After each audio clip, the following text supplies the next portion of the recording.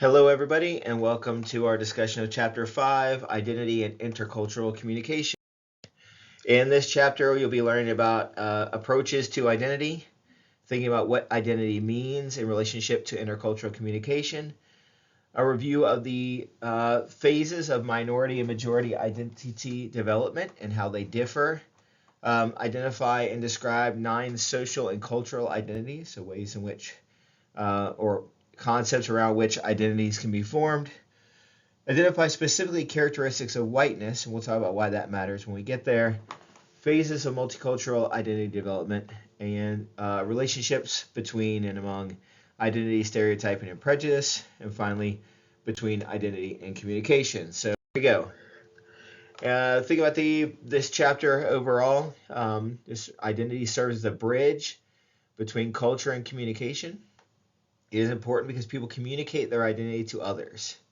So if we've thought about this idea of identity as something we perform, or identity as performative, part of that performance is to project the identity that we want to the people to whom we're communicating. So they learn who we are through communication, right? It is through communication with one's family, friends, and others that one comes to understand oneself and form one's identity as well, right? So both identity is something we communicate, but also something that we, through communication, learn to understand, right? Issues of identity are particularly important in intercultural interactions. That is where people's identities seem to be more different than similar, though, of course, there are both differences and similarities always, right?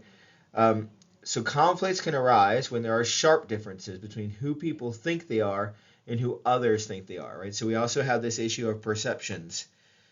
Sometimes we think we are the right way to be and do and say things, and we might do or say things that are in sharp contrast to how other people in a communicative setting might think we should be and the things we should do or say, right? And that leads to conflict. The chapter describes a dialectical approach, of course. Dialectical, remember we talk about all these dialectical pairings, right? To understand identity, one that encompasses the 3 communication approaches, right? Social science, interpretive, and critical. The chapter also explores the important role language plays in understanding identity and how minority and majority identities develop. The development of specific aspects of people's social and cultural identities, including those related to gender, race or ethnicity, class, religion, and nationality. The increasing importance identity of multicultural individuals as the fastest growing section of the United States population. And finally, the chapter discusses the relationship between identity and communication. So first, thinking dialectically about identity. So identity is a core issue for most people. It's about who people are and who others think they are, right? A useful theory is that of impression management. You can also see sometimes this is called identity management. How people present themselves and how they guide the impression others form of them. So that is that we as communicators are presenting ourselves to other people to give them a sense of who we are, right? And how we try to get them to see us as we see ourselves. Some scholars suggest that individuals are constantly performing spin control campaigns to highlight their strengths and virtues while also attempting damage control by minimizing deficiencies. And this is kind of to me, a jaded version of identity management. Because I think when we have more open and honest relationships, we do more than just spin control and damage control and actually become open and honest about who we think we actually are, not just the best versions of ourselves all the time. But you could see how this would happen, for example, in job interviews or in first dates where you're trying to make a really good impression and kind of making sure it's spinning everything and avoiding upsetting people to present the best possible version of yourself rather than an authentic version of yourself. There are 3 contemporary communication perspectives of identity. These are the things we're talking about in every chapter, right? The social science perspective, the interpretive perspective, and the critical perspective. So for social science, based on psychology, views the self in a relatively static fashion in relation to the various cultural communities to which a person belongs, nationality, race, ethnicity, religion, gender, and so on. In other words, that from a social science perspective, it's not dynamic. It doesn't change based on context. We are who we are, but all those cultural contexts around us define who we are, and this kind of intersectionality between all these different aspects of identity. Okay? The interpretive perspective is more dynamic, recognizing the importance of interaction with others as a factor in development of self. And this is where we get into the idea of performative identity, and that is, in different settings with different people, we present ourselves in different ways. It is dynamic. They may all be versions that are connected to kind of a core identity, but they are different based on our interlocutors, right? The people we talk to and the context we're in.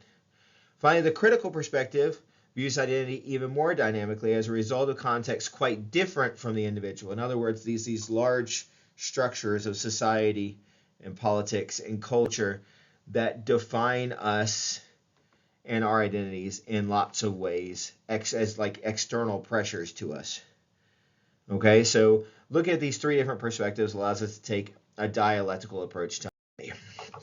So the social science perspective in more detail emphasizes that identity is created in part by the self and in part by relation to group membership. According to this perspective, the self is composed of multiple identities, and these notions of identity are culturally bound, or culture bound, right? We are who we are because we're part of different cultures. If we have multiple identities, it's because we are part of multiple cultures.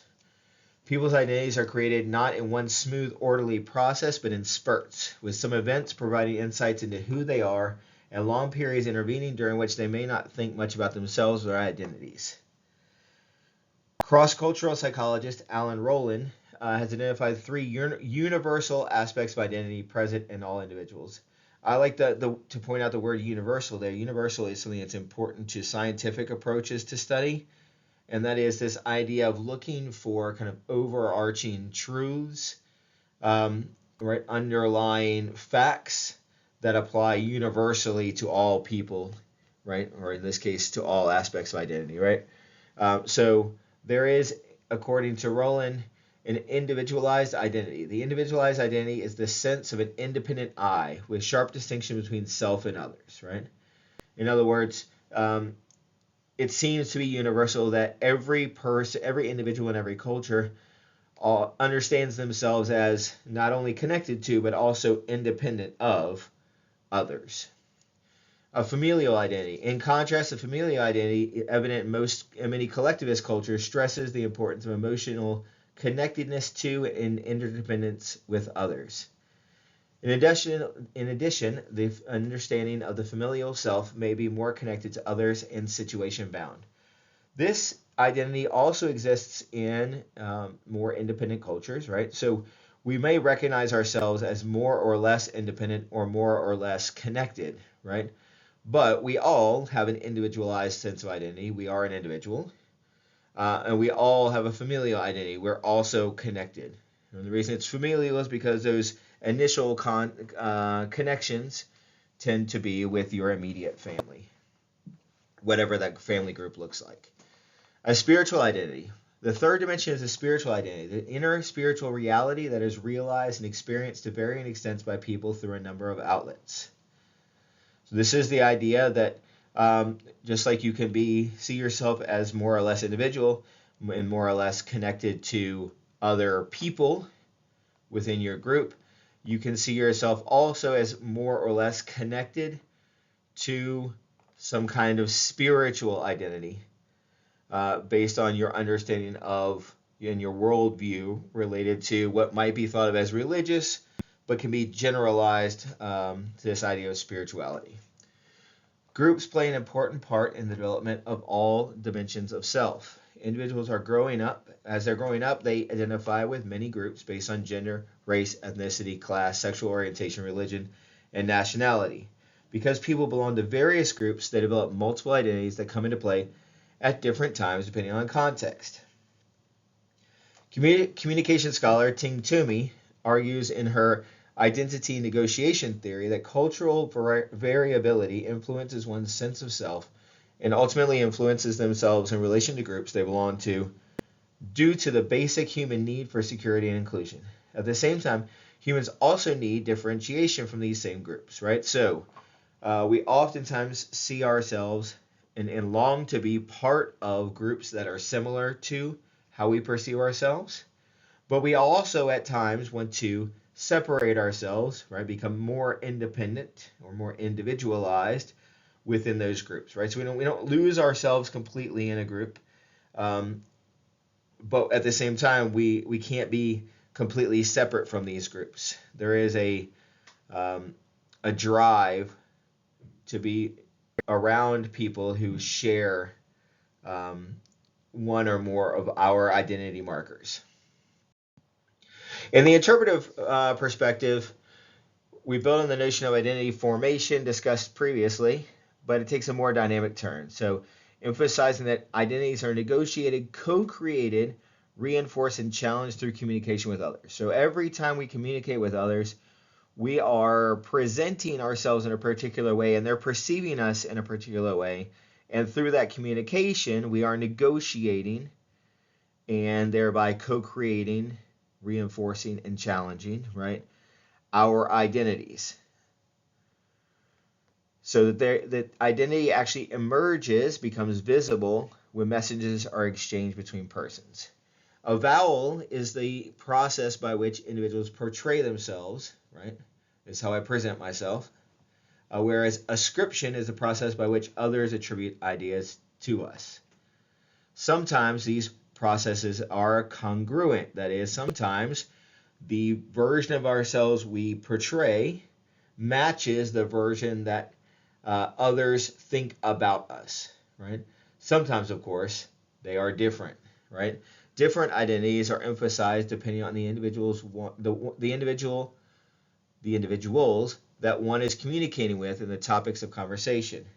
And one's communication is probably most successful when the person one is talking with confirms the identity one thinks is most important at the moment, right? So I want you to see me as, for example, a patriot.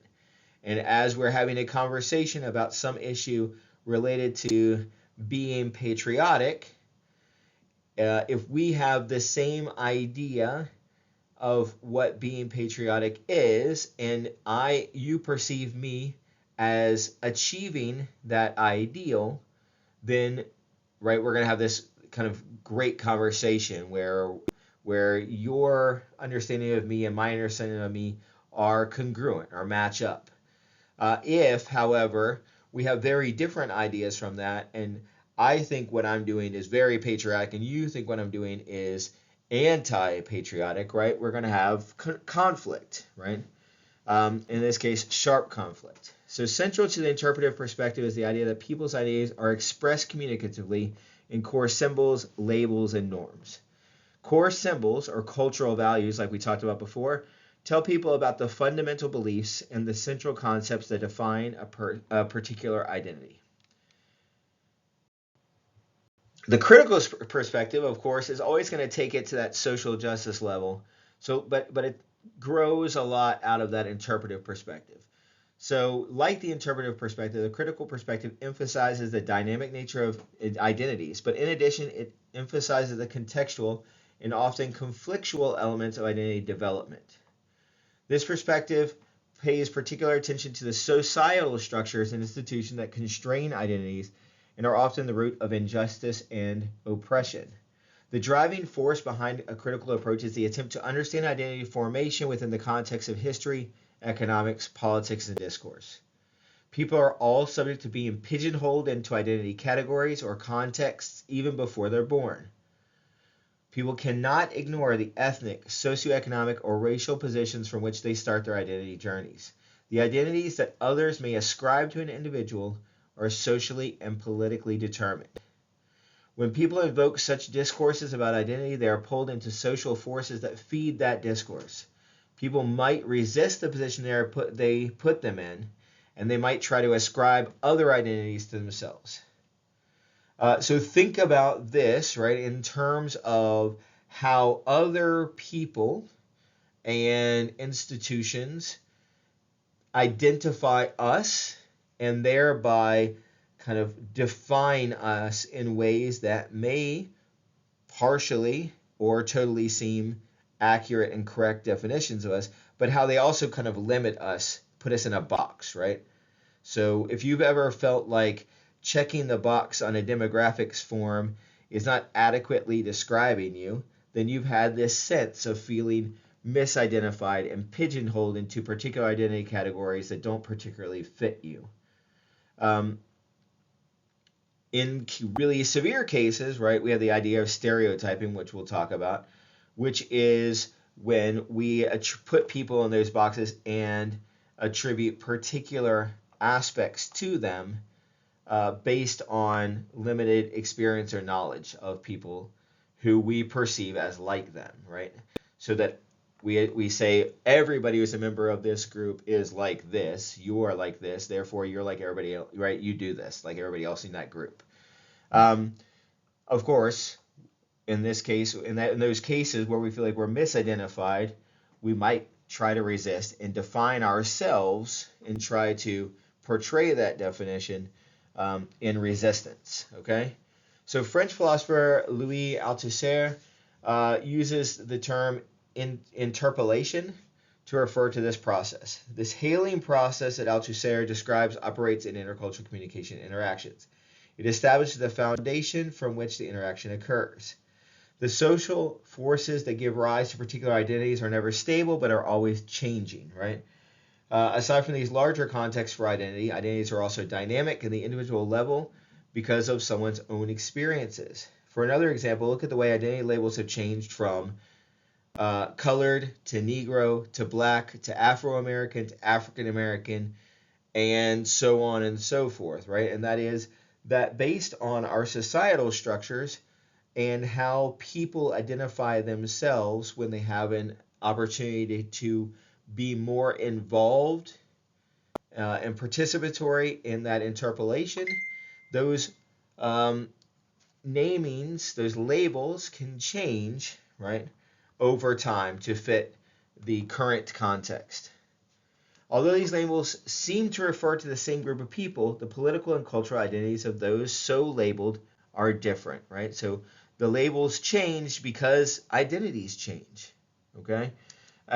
And once again, right, there can be a difference between the institutional level of how people are officially labeled versus the personal level, how you define yourself within that, either adapting to that system or resisting that system. So identity development is particularly an interesting part to me for this chapter. People can identify with a multitude of groups, right, based on your gender, age, religion, nationality, only to name a few. And you'll do a kind of a practice identity map in this section. How an individual's identity develops depends partly on the relative position or location of that identity within the societal hierarchy. Some identities have a higher position on the social hierarchy, and these will be different based on the values of different cultures, right? So there will be cultures that value younger people rather than older people, or older people rather than younger people, or middle-aged people over either category, right? And just like that applies for age, that could apply to kind of every identity marker, right? To distinguish among various positions, people label more privileged identities majority identities and label the less privileged minority identities. This terminology refers to the relative dominance or power of the identity position, not the numerical quality, right? So in the United States, there are actually more women than there are men. So you would think women's identities are the majority identity, but that is not the case, right? Because the more privileged identities in current American culture places masculine identities as the majority identities, right? As the area of most power. Identity development is a complex process. Not everyone experiences these phases in the same exact way. Some people spend more time in one phase than do others. Individuals may experience the phases in different ways, and not everyone reaches the final phase, right? Remember, these are models, right, for how identities might develop, right? But they are not prescriptive of how you must develop. So use them, like think of them as kind of like general descriptions of what that process might look like. So first, minority identity development. In general, minority identities tend to develop earlier than majority identities. Minority identity often develops in the following stages. So stage one, an unexamined identity. That's characterized by the lack of exploration of identity, be it racial, ethnic, sexual orientation, gender, or whatever. At this stage, individuals may simply lack interest in an identity issue, or minority group members may initially accept the values and attitudes of the majority culture, expressing positive attitudes toward the dominant group and negative views of their own group, right? So this is the case where that power structure is either so invisible that people don't think about their relationship to that power structure, right? So it's unexamined entirely, or they accept that power structure as kind of the de facto right way to be, and therefore see themselves uncritically in a lesser position. Stage two is conformity. That's characterized by the internalization of values and norms of the dominant group and a strong desire to assimilate into the dominant culture. Individuals in this phase may have negative self-deprecating attitudes toward both themselves and their group. Individuals who criticize members of their own ethnic or racial group may be given negative labels such as Uncle Time or Oreo for African Americans, banana for Asian Americans, apple for Native Americans, and Tio Taco for Chicanos. And there are many more examples, right? This stage often continues until they encounter a situation that causes them to question predominant cultural attitudes, which initiates the movement to the next stage. So think about conformity as that moment in identity where it's the idea of assimilation into the majority culture and the majority values pushes this drive to conform to those values, even if they're not even if they're very different from the minority values. Okay, and oftentimes people are called out for abandoning minority cultural values and trying to assimilate into majority identity. During stage three, many kinds of events can trigger the move to resistance and separatism stage, including negative ones such as encountering discrimination or name-calling. A period of dissonance or growing awareness that not all dominant group values are beneficial to minorities may precede this stage. Sometimes the move to this phase happens because individuals who have been denying their own identity meet someone from that group who exhibits a strong identity. This encounter may result in a connection to clarify their own identity. This stage may be characterized by a blanket endorsement of one's group and all the values and attitudes attributed to the group. At the same time, the person may reject the values and norms associated with the dominant group. So the idea is that something happens that triggers a recognition that members of these minority identity groups are not benefited and maybe are intentionally or unintentionally excluded from the benefits of the privileged majority identities. And that recognition then triggers a desire to separate from those majority group ideals and or resist them, right? And oftentimes results in finding a member or a group of minority identity group members who can or do model what it means to be kind of a successful member of that minority identity group. In stage four, according to this model, the ideal outcome of the identity development process is the integration stage, an achieved identity. So this is kind of like when you've grown into your actual identity. Individuals who have reached this stage have a strong sense of their own group identity based on gender, race, ethnicity, sexual orientation, and so on, and an appreciation of other cultural groups, right? So not only do they see the value in their own identity finally, but they also see like, well, there's other people who are different from me and their identities have value as well, right? In this stage, they come to realize that racism and other forms of oppression occur, but they try to redirect any anger from the previous stage in more positive ways. The end result is individuals with a confident and secure identity characterized by a desire to eliminate all forms of injustice and not merely oppression aimed at their own group, right? So this is the idea that somebody who is resistant as a woman and calls herself a feminist might also be someone who speaks out against racial injustice, right? Or somebody who supports pride for the gay and lesbian community, right? So this is that idea. Now this is, once again, it's just a model, right? So we can guess what perspective this comes from, right? This is obviously social science driven, right? They're trying to predict a model for how we can predict the growth and the behaviors of people, right? But it does trace some fairly common stages of identity development for members of minority groups. For majority identity development, Rita Hardiman, educator and pioneer in anti-racism training, presents a model of majority identity development that has similarities to the model for minority group members.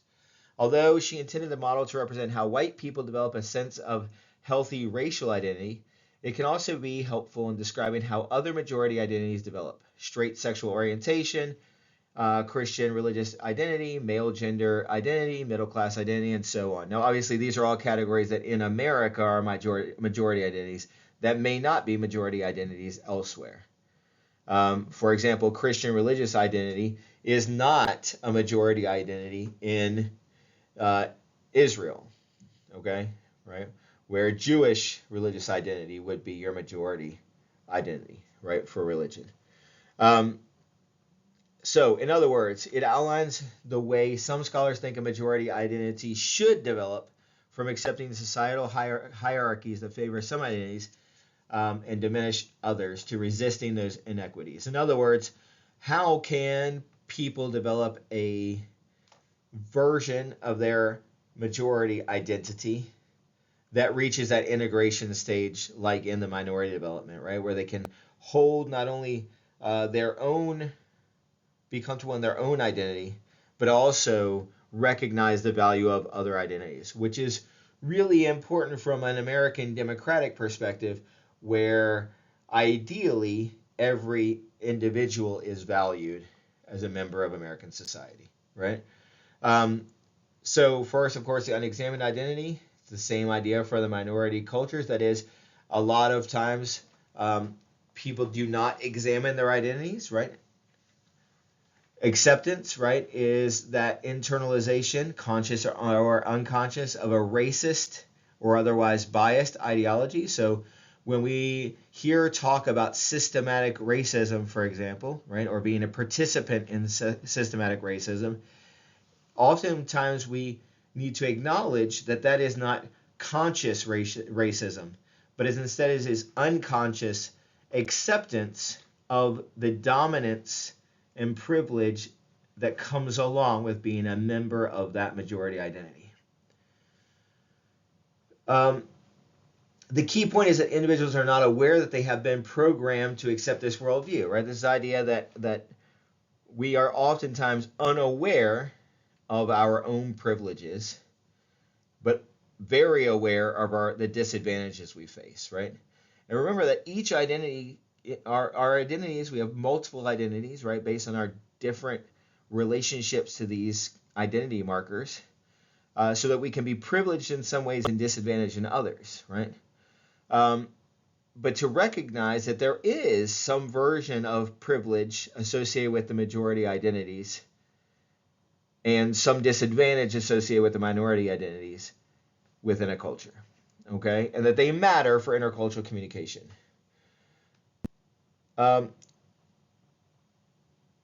Individuals in this stage usually take one of two positions with respect to interactions with minorities. First, they avoid contact somewhat with minority group members. You can see this, for example, when members of a majority identity group together in groups that either intentionally or unintentionally exclude minority members. So you move to a suburb where everybody looks and acts like you, You send your children to schools where everybody believes and thinks what you do. So it doesn't have to be, and it may just say, I'm trying to get the best education for my children or live in a better neighborhood, right? So unconsciously, though, it is moving away from minority group members. Or two, they adopt a patronizing stance towards them. For example, and this is the idea, like, I don't understand why these people don't try to live like me, right? Right? Like, so it's this idea of kind of saying, like, my majority identity is the preferred, and if you would assimilate to that, then they would be better off, right?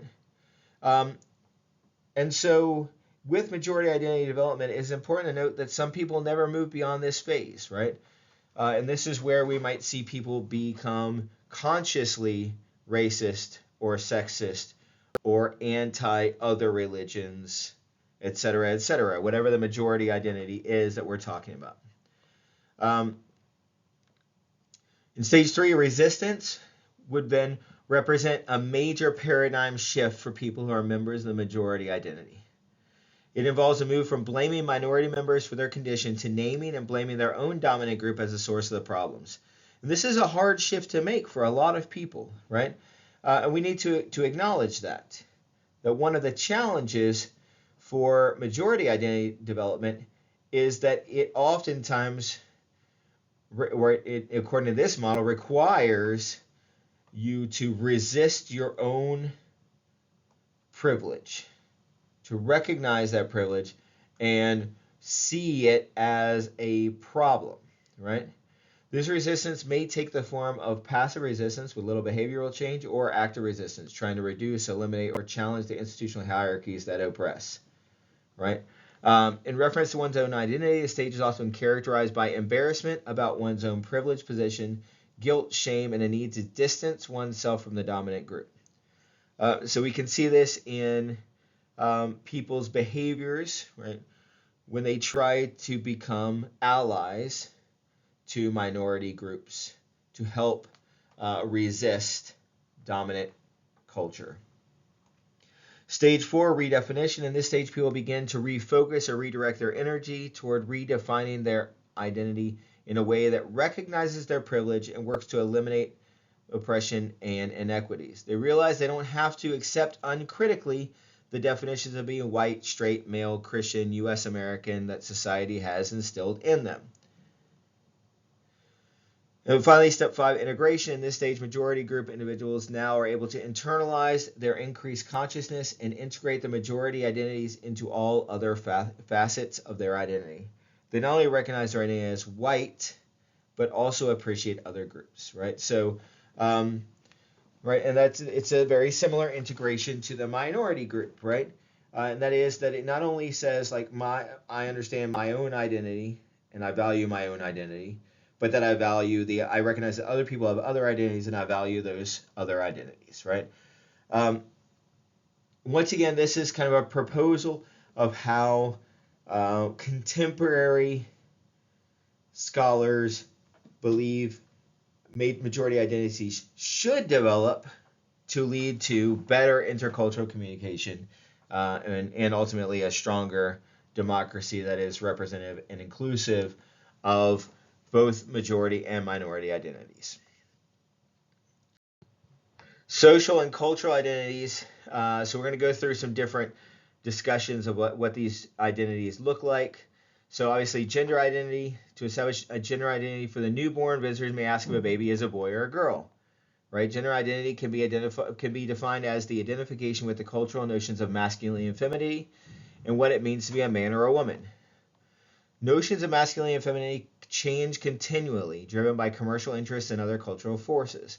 One's expression of gender not only communicates who one thinks one is, but also constructs a sense of who the individual wants to be. Gender identity is also demonstrated by communication style. However, these differences may be more perception than fact. The ways that people identify their gender can be complex. Those people identify their gender that matches their biological bodies are called cisgender. A cis man, for example, is someone who identifies as a male or man and was born into a male body. Transgender refers to identification with a gender that differs from the biologically assigned gender at birth. Like cisgender people, transgender people can identify with any of a number of sexual identities. Thus, if someone is transgender, it does not mean that person is gay or lesbian. They may identify as heterosexual or some other sexual identity. Sexual identity then refers to one's identification with various categories of sexuality. People are probably most familiar with heterosexual, gay or lesbian, and perhaps bisexual categories. However, sexual identity categories vary from culture to culture and have been variously viewed throughout history. It's very important that the way that Americans and Western cultures define sexuality can be very, very different from other cultures. Views on sexual identities differ in various historical contexts as well. Official recognition of gay, lesbian, and transgender people varies around the world. As people begin to communicate more openly about sexuality, new and emerging sexual identities have been emerging as well. Age identity is the notion that as people age, they also play into cultural notions of how individuals of a particular age should act, look, and behave. That is, they develop an age identity. Nothing inherent in age tells people they are young or old. Rather, the notions of age and youth are all based on cultural conventions. People's notions of age often change as they grow older themselves, yet the relative nature of age is only one part of the identity process. Social constructions of age also play a role. Different generations often have different philosophies, values, and ways of speaking. If you ever said, I'm a member of Gen X, or okay, Boomer, or Gen Z, whatever. This can oftentimes, or sometimes, lead to conflict in the workplace between people with different age identities tied to different philosophies, values, and ways of speaking that are generational.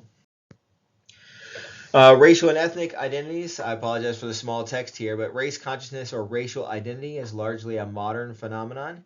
In the United States today, the issue of race is both controversial and pervasive. It is a topic of many public discussions, from television talk radio to shows to talk radio.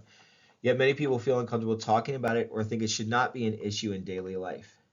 Current debates about race have their roots in the 15th and 16th centuries, when European explorers encountered people who looked different from themselves. The debate centered on religious questions of whether there was, quote, one family of man, and if so, what rights were to be accorded to those who were different.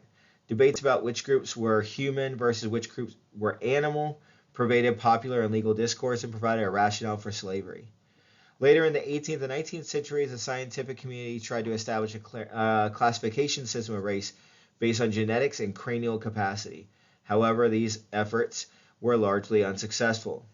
Most scientists have abandoned a strict biological basis for classifying racial groups, especially in light of recent genetic research. Several arguments refute the physiological basis for race. Racial categories vary widely throughout the world. U.S. law uses a variety of definitions to determine racial categories. A third example of how racial categories are socially constructed is illustrated by their fluid nature. That is, people, for example, who live around Natchitoches may be members of the Cane River Creole community, which is a community whose members may at times in their lives be identified as Creole, that is, as a multicultural people, as Black because they have the one drop of African blood, right? Or as white because they are perceived as very light-skinned. And so it shows how the social construction of how we define race as a culture can define those racial identities. In contrast to racial identity, ethnic identity may be seen as a set of ideas about one's own ethnic group membership. It typically includes several dimensions: self-identification, right? I'm a member of this ethnicity. Knowledge about the ethnic culture, right? Traditions, customs, values, and behaviors. Could also be things like food can be part of these traditions and customs, right? That is, how do you perform that ethnic identity? And feelings about belonging to a particular ethnic group, right? Oftentimes that's an issue of pride. Think if you're Irish American or Italian American, right? For some U.S. residents, ethnicity is a very, very specific and relevant concept. They see themselves as connected to an origin outside the United States, such as Mexican American, Japanese American, Welsh American, and so on, or to some region prior to its being absorbed into the United States, Navajo, Hopi, and so on. For others, ethnicity is a vague concept. They see themselves as American and reject the notion of hyphenated Americans. Scholars dispute whether racial and ethnic identity are similar or different. On the one hand, discussions about ethnicity tend to assume a melting pot perspective on the U.S. That's we all come from different places, but we're all Americans, right? On the other hand, discussion about race is shaped by U.S. history, allows us to talk about racism. One way to sort out the relationship between ethnicity and race is to differentiate between bounded and dominant or normative identities.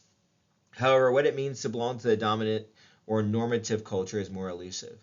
Normative means setting the norm for society, right? It's normal to be this way.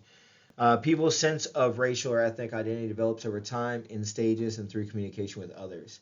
These stages seem to reflect people's growing understanding of who they are and depend to some extent on the groups they belong to. For many cultural groups, these strong identities ensure their survival, right? So the notion of race being the same as ethnicity is a difference in worldview and historical experience. So if we are a hyphenated American because you recognize where you come from and that you're American, right? It's this idea of recognizing America as a place, a melting pot where like people came from all over to become this one great nation, right? Whereas historically, race was used as and is used as a tool to exercise power over particular groups with things like slavery and other exclusionary practices. So there's great debate about why that matters and what counts as an ethnicity versus what counts as a race, and recognizing that there is always this kind of social construction of both racial and ethnic identities. So some characteristics of whiteness, and this has become a big part of the study of race and ethnicity since the 80s, because people who are members of a majority identity are not always aware of their own identities. In other words, their identities are the normative, they set the norm identity, and therefore don't need to be critically examined, don't need to be understood. So it may be difficult for most white people to describe exactly what cultural patterns are uniquely white, but scholars have tried to do so. For example, scholar Ruth Frankenberg says that whiteness may be defined not only in terms of race or ethnicity, but also a set of linked dimensions. These dimensions include normative race privilege, that is, some kind of benefits or access that is available to people based on their majority identity, a standpoint from which white people look at themselves, others, and society, that is, seeing their own identity as normative, and a set of cultural practices, often unnoticed and unnamed.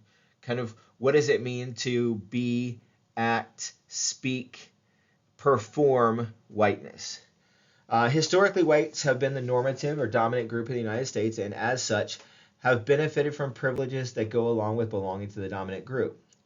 We can see this in things as obvious as segregation and later integration of schools.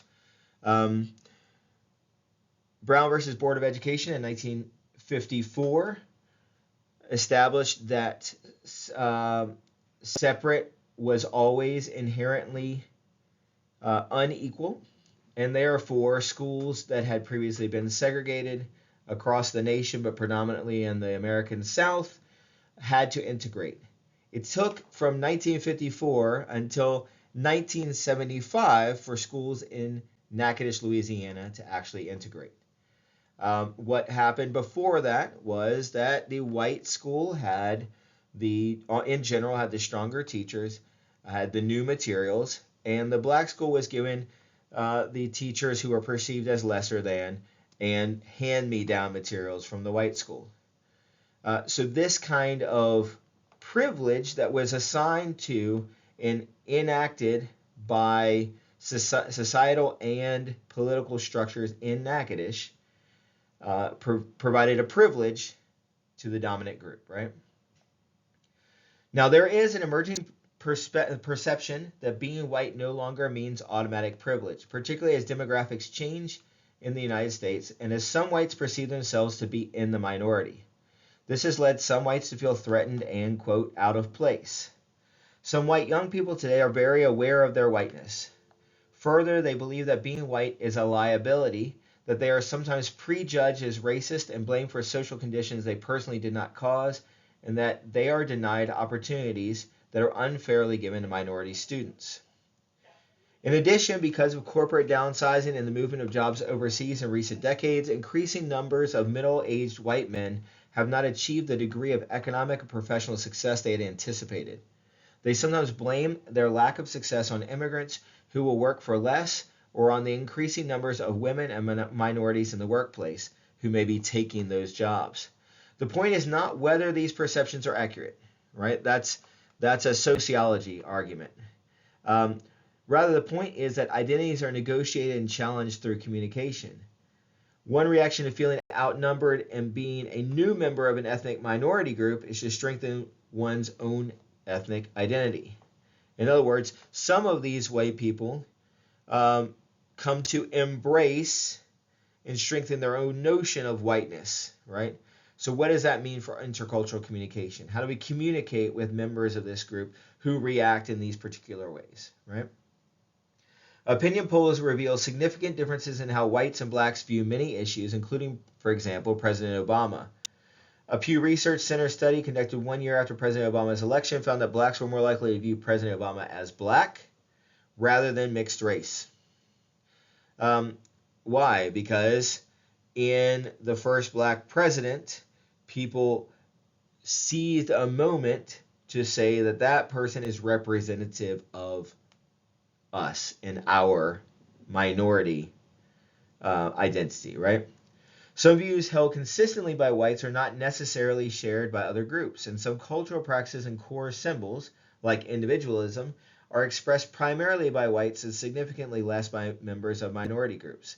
These cultural practices are most clearly visible to those who are not white, to those groups who are excluded.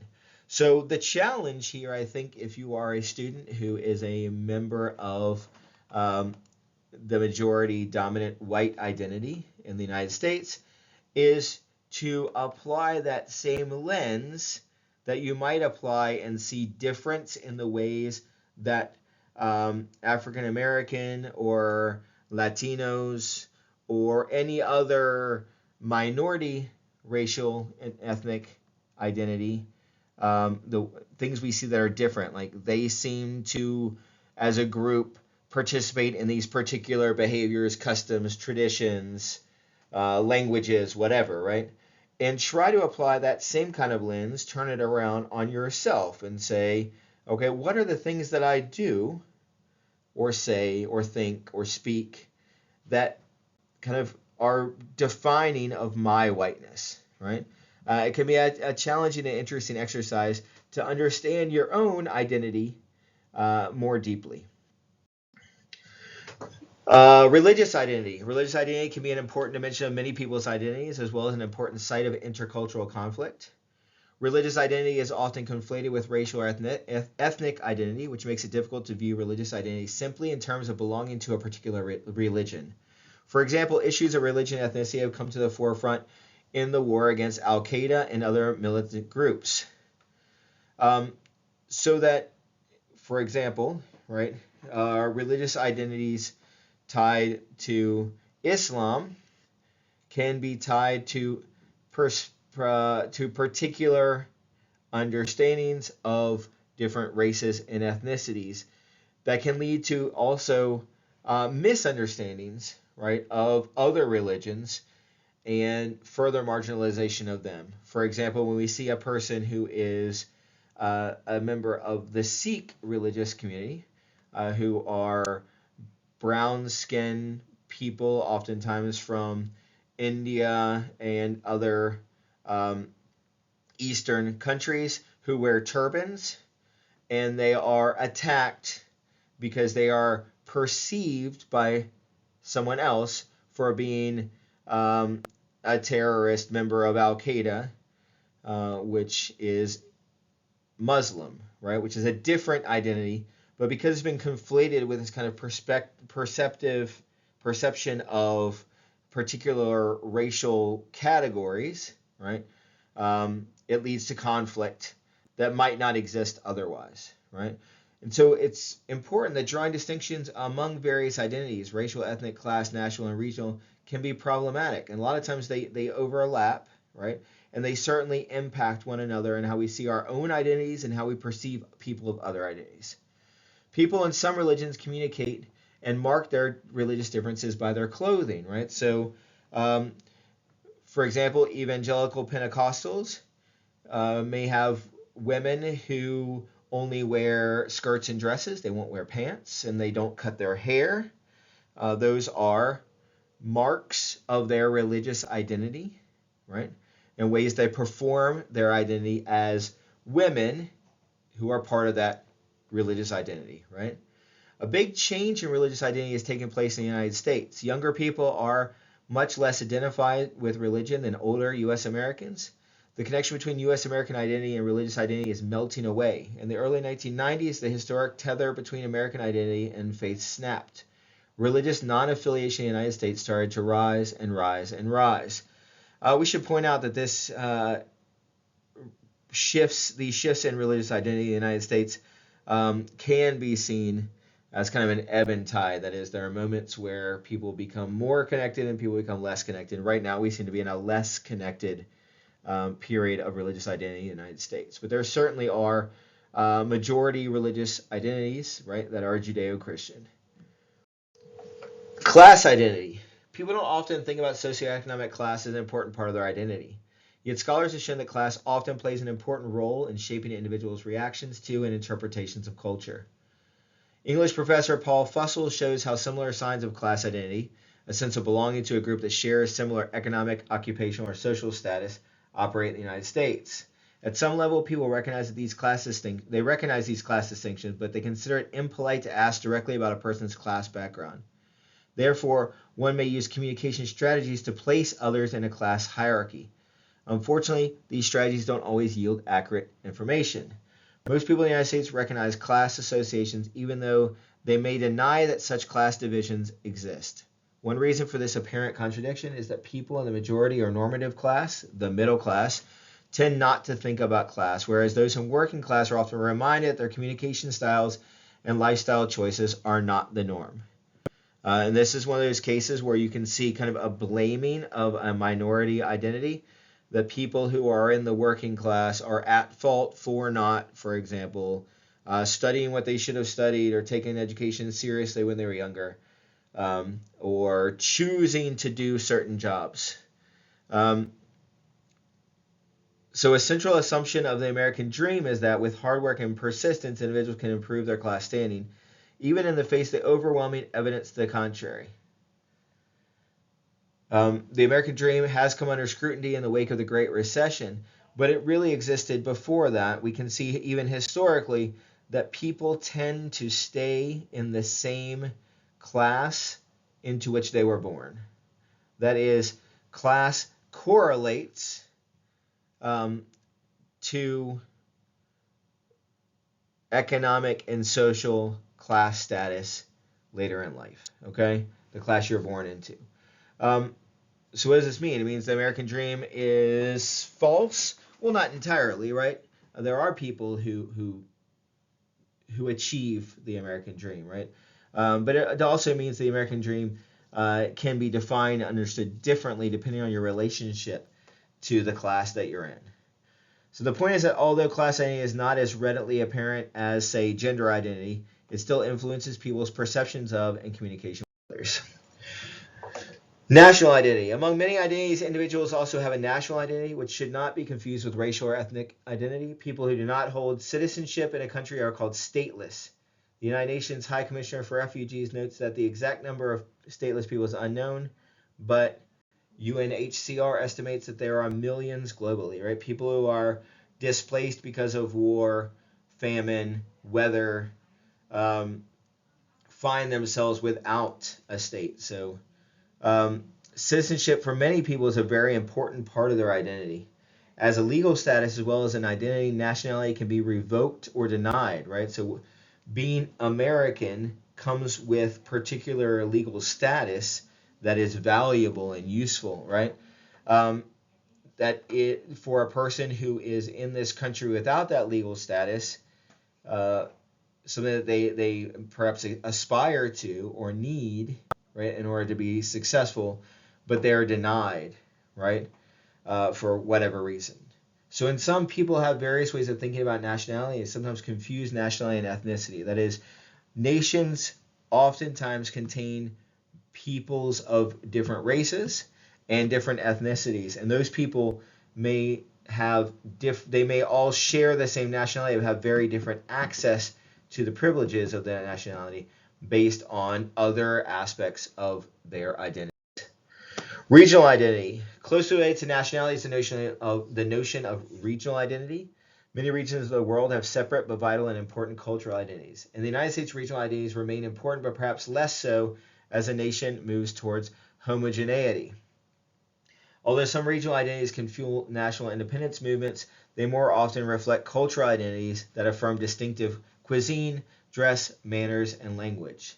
These identities may become important in intercultural communication situations. We can see this in America, of course, with New Yorkers who might define themselves specifically as a set of practices and beliefs and mannerisms that are unique to that region, right? Or people across the South, or Texans, or even a smaller region like Cajun Louisiana, right? Which certainly has a distinctive cuisine, language, music, all kinds of different aspects, right? Um, Finally, personal identity. Many issues of identity are closely tied to an individual's notion of self, right? So a lot of times we get talking about these group identities. We want to make sure, remember, that we are simultaneously part of the group and individualizing ourselves from the group. So each individual has a personal identity, which is the sum of all their identities, but it may not be a unified or a coherent identity. A dialectical perspective allows people to see identity in a more complex way. People are who they think they are. At the same time, however, contextual and external forces constrain and influence their self-perceptions. People have many identities, and these can conflict. And just because they conflict doesn't mean that there is a problem, right? It just means that we can be paradoxical within ourselves, right? One's personal identities are important to one, and one tries to communicate them to others. People are more or less successful depending on how others respond to them. They use the various ways identity is constructed to portray themselves as they want others to see them. Multicultural people, currently the group of Americans racially and culturally and ethnically who are kind of growing the most, live on the borders of two or more cultures. They often struggle to reconcile two very different sets of values, norms, worldviews, and lifestyles, as they might be members of cultures who are in one case majority, in the other case minority, or maybe both minority in relationship to the societies in which they live, right? Some are multicultural as a result of being born to parents from different racial, ethnic, religious, or national cultures, or adopted into families that are racially different from their own family of origin. Others are multiracial because their parents lived overseas and they grew up in cultures different from their own, because they spent extended time in another culture as an adult, or because they married someone from another cultural background. According to the 2010 census, the United States has almost 9 million multiracial people, that is, people whose ancestry includes two or more races. Whereas majority and minority identities seem to develop in fairly linear fashion, biracial children may cycle through three stages: awareness of difference and resulting dissonance, where they realize that they are different from other children. They may feel like they don't fit in. Struggle for acceptance, when multiracial adolescents may feel that they have to choose one race or another. They can't fit into both or all of the potential racial categories, identities, so they choose one. And finally, self-acceptance and self-assertion. After being torn between two or more races, individuals may reach the third stage of self-acceptance and self-assertion. That is, I am a multiracial person and this is who I am. This is my identity. Another reason for multicultural identities might be something like global nomads or what is called third culture kids, TCKs, who grow up in many different cultural contexts because their parents move around a lot. Missionaries, international business people, military families. Children of foreign-born immigrants may also develop multicultural identities. Foreign-born immigrants in the United States represent one of the fastest-growing segments. Almost a third of the current foreign-born population arrived in the United States since 1990. Social psychologist Peter Adler described the multicultural person as someone who comes to grips with a multiplicity of realities. This individual's identity is not defined by a sense of belonging, rather, it is a psychocultural form of consciousness.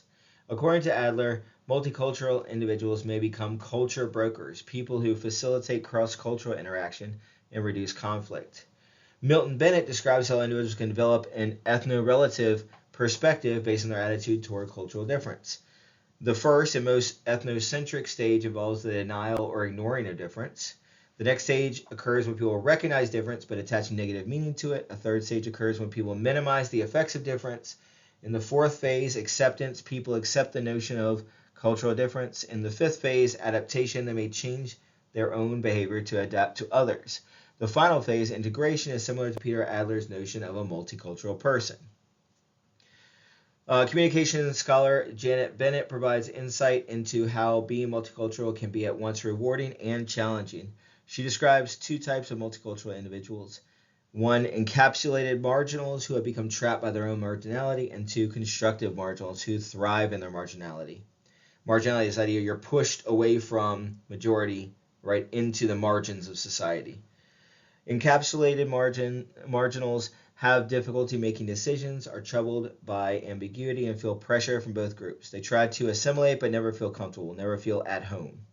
In contrast, constructive marginal people thrive in the marginal existence, and at the same time they recognize the tremendous challenges. They see themselves rather than others as choice makers. They recognize the significance of being in between, and they're able to make commitments within the relativist framework.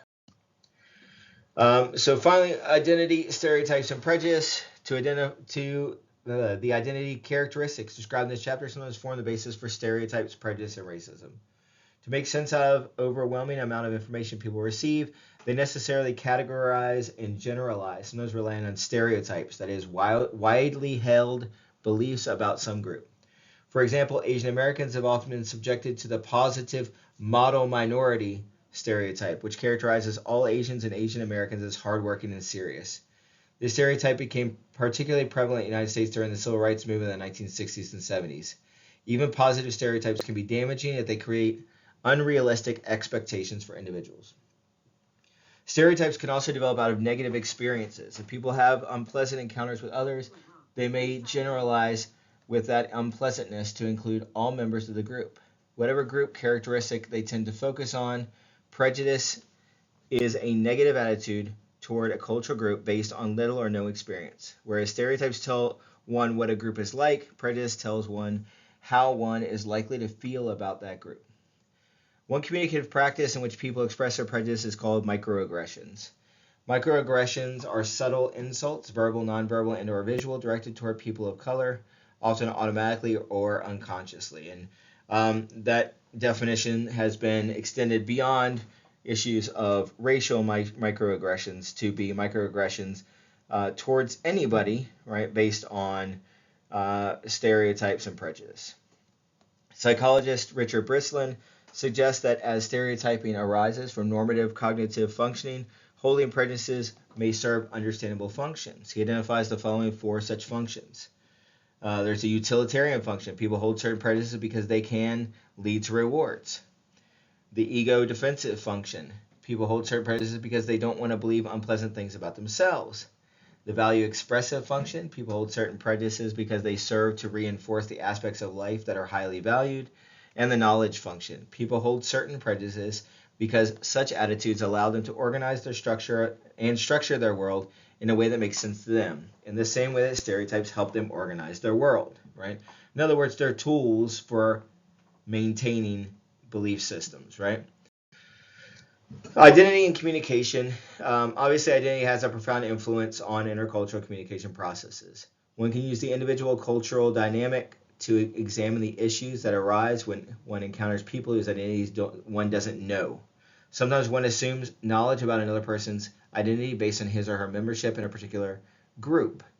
Another way to understand how people communicate their identities comes from the study of performance. Although one can look at someone's individual performance of identity to better understand how they understand who they think they are, one can also look at cultural performance to understand cultural identities.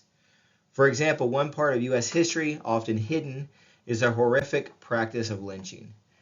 Performance studies scholar Kirk Foss suggests that performance perspective can help individuals better understand how people can participate in these atrocities and the purpose of these lynchings for the perpetrators, right? People who, in every other aspect of their lives, may seem to be good, moral, strong people who can still participate in lynchings as a performance of a particular aspect of their identity. Given the many identities that all people negotiate for themselves in everyday interactions, it becomes clear how their identities and those of others make intercultural communication problematic. People need to think of these identities as both static and dynamic. I know it's a lot this time. Sorry about that. If you have any questions, please let me know. I'm here to help.